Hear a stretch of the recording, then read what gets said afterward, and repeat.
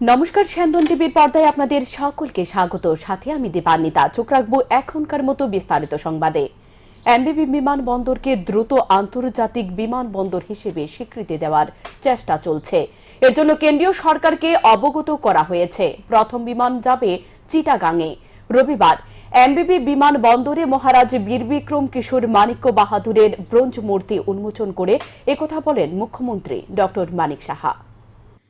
প্রধানমন্ত্রী নরেন্দ্র মোদীর জন্য ভারতের মানচিত্রে ত্রিপুরা এখন উজ্জ্বল নক্ষত্রের মতো জ্বলছে। দ্রুত আন্তর্জাতিক বিমানবন্দর হিসেবে স্বীকৃতি লাভ করার জন্য সরকার কাজ করছে।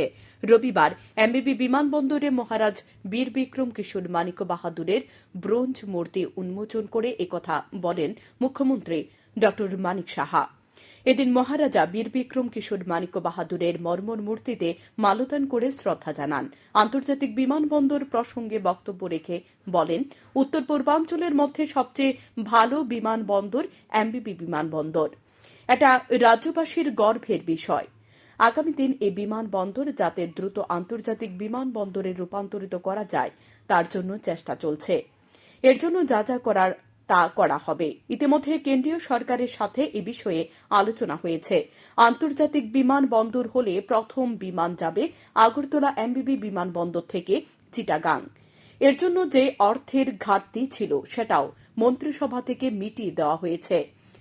শিল্পীর প্রশংসা করে মুখ্যমন্ত্রী বলেন, ত্রিপুরাতে প্রতিভার অভাব নেই, কিন্তু আগে এমনটাও দেখা যেত কিছু একটা বানাতে গিয়ে অন্য কিছু বানিয়ে ফেলেছে।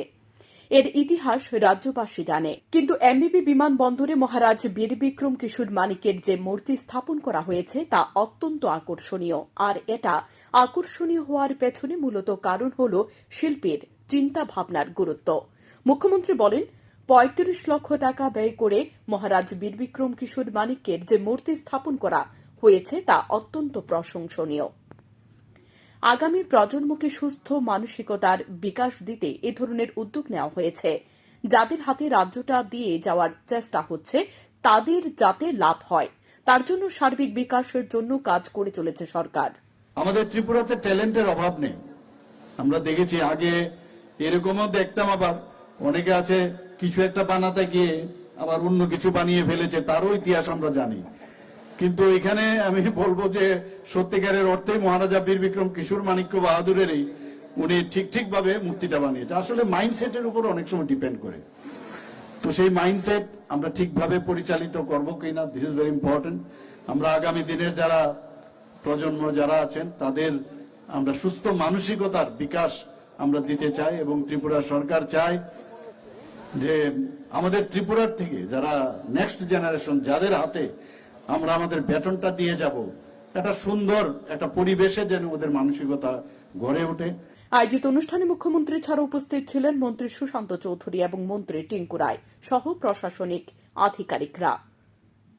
স্যান্দন টিভি। রাজধানীর প্রগতি স্কুল সংলগ্ন কৃষ্ণনগর ক্লাবে স্বাস্থ্য কেন্দ্র রয়েছে। করোনাকালীন সময়ে যা বন্ধ হয়ে যায়। ক্লাবের নতুন কমিটি গঠিত হওয়ার পর পুনরায় কেন্দ্রীয় প্রতিমন্ত্রী প্রতিমা ভৌমিকের হাত ধরে এই স্বাস্থ্য কেন্দ্রের উন্মোচন করা হয়। অনুষ্ঠানে এছাড়া উপস্থিত ছিলেন কর্পোরেটর অভিষেক দত্ত, ভাস্বতী দেববর্মা, ডক্টর প্রদীপ ভৌমিক সহ এলাকার জনগণ। এখন থেকে প্রতি রবিবার রোগীরা কৃষ্ণনগর ক্লাবে চিকিৎসা পরিষেবা নিতে পারবে বিশেষজ্ঞ চিকিৎসকদের দ্বারা। পাশাপাশি বিনামূল্যে ওষুধও প্রদান করা হবে তাদের। বিশেষজ্ঞ ডাক্তারদের মধ্যে প্রদীপ ভৌমিক নিজেও উপস্থিত থাকবেন রোগী দেখার কাজে। আজকের এই স্বাস্থ্য শিবিরে পুনরায় নতুন করে উদ্বোধন অনুষ্ঠানে যোগ দিয়ে কেন্দ্রীয় প্রতিমন্ত্রী প্রতিমা ভৌমিক কর্পোরেটর অভিষেক দত্তের অনুরোধে প্রগতি স্কুলে একটি জিম সেন্টার গড়ে দেওয়ার ঘোষণা দিলেন। এ বিষয়ে কেন্দ্রীয় প্রতিমন্ত্রী আরো বলেন, স্বাস্থ্য হল সম্পদ। দেশে ১,৫৮,০০০ হেলথ অ্যান্ড ওয়েলনেস সেন্টার রয়েছে। প্রধানমন্ত্রী নরেন্দ্র মোদীর নাম দিয়েছেন আরোগ্য মন্দির, যাতে এ মন্দিরে এসে সকলে সুস্থ হতে পারে। তিনি আরো বলেন, করোনা কাটিয়ে ওঠার পর স্বাস্থ্যের প্রতি সকলে সচেতনতা বেড়েছে। বিগত দিনের মতো এখন আর কারো উদাসীনতা নেই স্বাস্থ্যের প্রতি। কৃষ্ণনগর ক্লাব আমরা জানি অনেক পুরনো, প্রাচীন এবং সামাজিক কাজের সঙ্গে যুক্ত রয়েছেন। আজকে ওনাদের নতুন কমিটি হয়েছে এবং নতুন একটা উদ্যোগ নয়, পুরনো উদ্যোগটাকে নতুনভাবে আবার জনসম্মুখে তুলে ধরছেন। যখন কোভিড ছিল তখন সেই তাদের যে হেলথ ক্যাম্প প্রত্যেক মাসে 4টা রবিবার, প্রত্যেক রবিবারে হেলথ ক্যাম্প হতো আমাদের দুস্থদের জন্য, সাধারণ লোকদের জন্য। তো কোভিডের সময় সেটা বন্ধ হয়েছিল। আজকে তারা নতুন করে সেই স্বাস্থ্য শিবির, যেটা প্রত্যেক মাসে 4টা প্রত্যেক রবিবারে শুরু করতে যাচ্ছেন। এবং আমাদের আজকে এই স্বাস্থ্য শিবিরে রাজ্যের স্বনামধন্য ডাক্তারবাবু চুরি করতে না পেরে শ্রমিককে ছুরি দিয়ে রক্তাক্ত করে পালিয়ে গেল চোরের দল। ঘটনা রাজধানী রামনগর 5 নম্বর রোড এলাকায়। ঘটনায় সৃষ্টি হয়েছে চাঞ্চল্য। আতঙ্কের শহর হয়ে উঠেছে আগরতলা স্মার্ট সিটি। আনস্মার্ট থানা বাবুদের ব্যর্থতায় 1 সপ্তাহের মধ্যে 3টি ডাকাতির ঘটনার পর এবার প্রাণঘাতী হামলা সংঘটিত করল চোরের দল। রক্ত ঝরল শ্রমিকের। এই ঘটনাটি সংঘটিত হয়েছে শনিবার রাতের বেলা রামনগর 5 নম্বর রোড স্থিত নির্মীয়মান পাকা ভবনে। সেখানে নির্মাণের কাজে থাকা এক শ্রমিকের উপর রাতের বেলা এই আক্রমণ সংঘটিত করেছে 3 জন চোর। চোরের দল চুরি করতে এসে ব্যর্থ হয়ে শ্রমিকের পিঠে ছুরি ঢুকিয়ে পালিয়ে যায় বলে অভিযোগ। আহত শ্রমিকের নাম প্রসেনজিৎ দাস, বাড়ি কুমারঘাটে। কাজের সূত্রে সে আগরতলায় গত 3 মাস ধরে থাকছে। জানা যায় শনিবার রাতের বেলা 3 চোর নির্মীয়মান কাজে রড চুরি করতে আসে। বিষয়টি সেখানকার শ্রমিক প্রসেনজিতের নজরে আসার পর সে বাধা দেয়। তখন তার উপর অতর্কিত আক্রমণ চালায় এবং ছুরি প্রসেনজিতের পিঠে ঢুকিয়ে দেয়। পরে তার চিৎকার শুনে ছুটে আসে আশপাশের লোকজন। তারা এসে বিষয়টি প্রত্যক্ষ করতে পেরে খবর দেয় দমকল কর্মীদের। দমকল কর্মীরা ঘটনাস্থলে পৌঁছে আহত শ্রমিককে উদ্ধার করে নিয়ে আসে জিবি হাসপাতালে। ঘটনার খবর পেয়ে ছুটে যায় পুলিশ, কিন্তু পুলিশ কাউকে গ্রেপ্তার করতে পারেনি। পুলিশ রাতের বেলায় ছোটাছুটি করেছে আগরতলা শহরে। আচ্ছা, তোমার হ্যান থেকে আনছে কেডা? আমি তো আমার বিল্ডিং আমি কাম করতেছি, আমি বাতরান দেখামু। হ্যাঁ, এরা যে সুরাই রড নিতে চাইতেছে, তা আমি আবার যাইতাম না। আর মালিক হয়েছে তাবর, এই মোটর স্ট্যান্ড তার দোকান আছে, রেস্টুরেন্ট দোকান আছে, তাবর দেব তার নাম। তোমার বাড়ি কো? আমার বাড়ি কুমারঘাট। আমি কাম করি বাইরে নয়। আচ্ছা, ওই বিল্ডিংটার মধ্যে কাম করো? পাঞ্জাব ওইটা? ন্যাশনাল ব্যাংকের লগে? কতদিন ধরে কাম করতেছেন? কাম করতেছি আমি আপনার 3 মাস ধরে। তোমার নাম? আমার নাম প্রবীণ দাস। ঠিক আছে। পুলিশ স্মার্ট সিটির সিসি ক্যামেরার ফুটেজ সংগ্রহ করে তদন্তে নামবে বলে জানা যায়। তবে উদ্বেগজনকভাবে শহরে চুরি ডাকাতির ঘটনা মানুষকে আতঙ্কিত করে তুলছে। পুলিশ তদন্তে নামলেও চোর চক্র এবং ডাকাতের দলকে জালে তুলতে পারছে না। পুলিশ স্মার্ট সিটি ক্যামেরার ফুটেজ সংগ্রহ করে লক্ষ্য করতে পারছে চোর ডাকাতের দল অধিকাংশ ক্ষেত্রে ফাঁড়ে রাস্তা ব্যবহার করছে, কিন্তু তারপরও পুলিশের নিয়মিত টহলদারি নেই। শহরবাসী এবার প্রশ্ন তুলতে শুরু করেছে আগরতলা শহরের থানাগুলির ব্যর্থ পুলিশ বাবুদের ভূমিকা নিয়ে। বিশেষ করে এই ঘটনাগুলির সাথে যারা জড়িত তারা পশ্চিম জেলার বাসিন্দা কিনা তা নিয়েও সংশয় রয়েছে পুলিশের মধ্যে। কারণ পুলিশ ঘটনার তদন্তে নেমে শুধু পশ্চিম জেলায় নয়, অন্যান্য জেলাতে দৌড়াতে দেখা যাচ্ছে, কিন্তু কোনো কুল কিনারা করতে পারছে না। তাই এবার পুলিশের উপর আস্থা হারিয়ে মানুষের মাঠে নামার অপেক্ষা। Bureau report, Shantan TV. পশ্চিম জেলার আগরতলা শহরতলিতে পরপর ডাকাতির ঘটনায় এবার সন্দেহভাজন এক অভিযুক্তের ছবি দিয়ে বিশেষ সতর্কতা জারি করল পশ্চিম জেলা পুলিশ। পশ্চিম জেলা পুলিশের তরফে সন্দেহভাজন সেই অভিযুক্তের ছবি দিয়ে নাগরিকদের সতর্ক থাকতে বলা হয়েছে এবং তাকে ধরতে নাগরিকদের সাহায্য চাওয়া হয়েছে। পুলিশ সূত্রের দাবি, সম্প্রতি শহরতলির চাঁদপুর, আড়ালিয়া এবং বলদাখালে পরপর যে 3টি ডাকাতির ঘটনা সংঘটিত হয়েছে তাতে জড়িত রয়েছেন সন্দেহভাজন ডাকাত। সে বৈজয়নগর থানার 7/2024 এবং 9/2024 নম্বর মামলায় অভিযুক্ত হিসেবে চিহ্নিত। একইভাবে পূর্ব থানার 22/2024 নম্বর মামলায় অভিযুক্ত রয়েছেন। পুলিশ সূত্রের ধারণা, এ সন্দেহভাজন ডাকাত এখনো রাজ্যে অবস্থান করছে। পুলিশের কাছে তার ছবি প্রকাশের পর সে সুযোগ খুঁজছে আন্তর্জাতিক সীমান্ত পেরিয়ে বাংলাদেশে পাড়ি দেওয়ার। ইতিমধ্যে সীমান্তে এ বিষয়ে সতর্কতা জারি করে নিরাপত্তা বাড়ানো হয়েছে। এবার পশ্চিম জেলা পুলিশ সন্দেহভাজন এই ডাকাতকে ধরতে নাগরিকের সাহায্য চাইছে। তবে যতদূর জানা যায়, পুলিশ আগরতলা শহরের সিসি ক্যামেরায় রেকর্ড সংগ্রহ করে তাকে শনাক্ত করতে পেরেছে। টমটমে চার্জ দেওয়ার সময় ভয়াবহ অগ্নিকাণ্ডের ঘটনা সংঘটিত হল রাজধানীর বিদ্যাসাগর বাজার সংলগ্ন এলাকায়।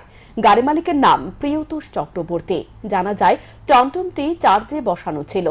স্থানীয়রা আচমকা আগুন দেখতে পেয়ে খবর দেয় মালিককে। টমটমের মালিক ঘটনাস্থলে এসে খবর দেয় দমকল কর্মীদের। দমকল কর্মীরা এসে আগুন নিয়ন্ত্রণে আনে। টমটমের মালিকের ধারণা বৈদ্যুতিক শর্ট সার্কিট থেকে অগ্নিকাণ্ডের ঘটনা সংঘটিত হয়েছে। স্যার আমি কইতে পারতাম না, আমি বাড়িতে আসলাম, মোবাইল দেখতেছি, হঠাৎ করে আমরা কল করছে আমার মামা বাইক না, কল করে মামা তোর ঘরে আগুন লাগবে। আমি দৌড়ে আইছি, আইয়া দিয়ে আমার ঘরের দরজা ভেঙে গেছে, টিন ভেঙে গেছে, পরে কারেন্টে ইলেকট্রিক থেকে ফায়ার ব্রিগেড থেকে আইছে, এসে তারা নিবাইছে। কিন্তু আমার এটা আমার যতটুকু সম্ভব হ্যাঁ নেশা করে, হ্যাঁ হইলো ইঞ্জেকশন লই না। হ্যাঁ আমি কইছি না, আমি বাবারও 2 দিন আগে কইছি বাবা গাড়িটা বেচ চালাও, হ্যাঁ দিও না। গাড়িটা আমার শুরু ভাই, কিন্তু গাড়িটা আমি চালাই, মানে এটা আমি রানিং করি। আজকে চার্জে কে লাগাইছে? ওই তো আমার ড্রাইভারটা লাগাই দিয়ে বাতির কাছে টেহাও দিয়ে গেছে, আর লাগাইছে যে কিতা করে লাগাইছে কিছু ভিতরে। কি মনে হয় মানে কিভাবে আগুনটা লাগবে? আগুনটা স্যার আমার মনে হয় বিশেষত্ব মনে হয় ওইটা ইলেকট্রিকিতে লাগবে। কালীপূজার দিন জলের কলের পাইপ থেকে পিতলের প্রতিমা উদ্ধারের ঘটনায় ব্যাপক চাঞ্চল্য ভক্তদের মধ্যে। ঘটনা রাজধানীর নন্দননগর পালপাড়া এলাকায়। ঘটনার বিবরণী জানা যায়, গত 2.5 থেকে 3 মাস আগে এলাকার নিতাই রুদ্রপালের ছেলে দীপঙ্কর রুদ্রপাল নিখোঁজ হয়ে যায়। পরিবারের লোকজনরা বহু খোঁজাখুঁজির পর তাকে এলাকার একটি পুকুর পাড়ে গিয়ে অচৈতন্য অবস্থায় উদ্ধার করতে সক্ষম হয়।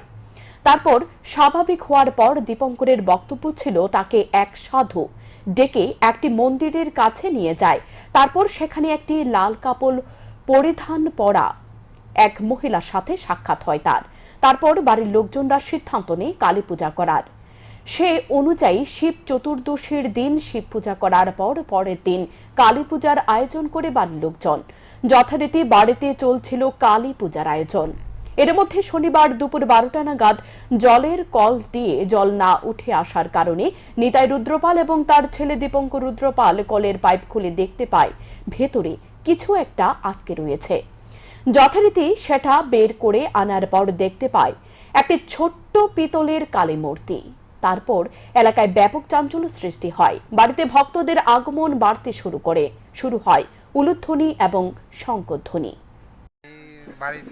আমি গেছি বাজারতে আয়া দিই বাড়ির জল নাই, তখন খুললে সেরা কি খুলছেন কলটা খুললে সেরার পরে নাটটি খুলতে পারি না, এরপরে মেশিনে না নাটটি কাটটা তারপরে মূর্তিটা পাইছি পরে এরপরে মূর্তিটা এনে দিছি পরে তার মূর্তিটা হইলো মার মূর্তি। মা বলতে কোন মা? এটা কালী মার মূর্তি। আর তারপর তখন মূর্তিটা পাইছি পরে তখন তারা জোগাড় টুগাড় দিয়ে আইনে মার কাছে বয়সে, তখন বয়সে পরে তখন তারা এরপরে ব্রাহ্মণটা কইছি পরে ব্রাহ্মণে কইছে ঠিক আছে, এটা কোনো অসুবিধা হইতো না, আমি আইয়াসিরা। Little kids study and day care point আজ থেকে পথ চলা শুরু করেছে। এর উদ্বোধন করেন মেয়র দীপক মজুমদার, কাউন্সিলর অভিষেক দত্ত, এলাকার অভিভাবক সহ অন্যান্যরা। এই শুভ কামনা করেন মেয়র। আজকে রামনগর 3 নম্বর রাস্তায় আগাতলা পৌর নিগমের 8 নম্বর ওয়ার্ড অন্তর্গত এলাকায় একটা লিটল স্টাডি ডে এবং ডে কেয়ার সেন্টার উদ্বোধন হয়েছে। আমি খুব আনন্দিত এবং ভালো লাগছে। এটা বিশেষ প্রয়োজন ছিল, বিশেষ করে আমাদের আগরতলা শহরে যারা কর্মরত থাকেন অভিভাবকরা, তাদের শিশুদেরকে সুরক্ষা রাখা বা তাদেরকে নিশ্চিন্তভাবে রেখে কর্মস্থলে যাওয়া, এটা একটা বিশেষ প্রয়োজন ছিল। তো আমাদের আগরতলা শহরেও এমনিতে অনেকগুলি রুম ডে কেয়ার সেন্টার আছে। আমি আশা রাখবো আজকে যারা এটা আনুষ্ঠানিকভাবে উদ্বোধন হয়েছে মাঙ্গলিক অনুষ্ঠানের মাধ্যমে, এখানে কিছু প্রায় 15 জন শিশুকে আপাতত রাখার ব্যবস্থা করা হয়। পরবর্তী সময় তারা আর বড় আকারে করবেন। সাধারণত 9 বছর অবধি শিশুরা এখানে থাকবেন। এখনকার মতো সংবাদ এই পর্যন্তই। চোখ রাখুন স্যান্দন টিভির পর্দায়।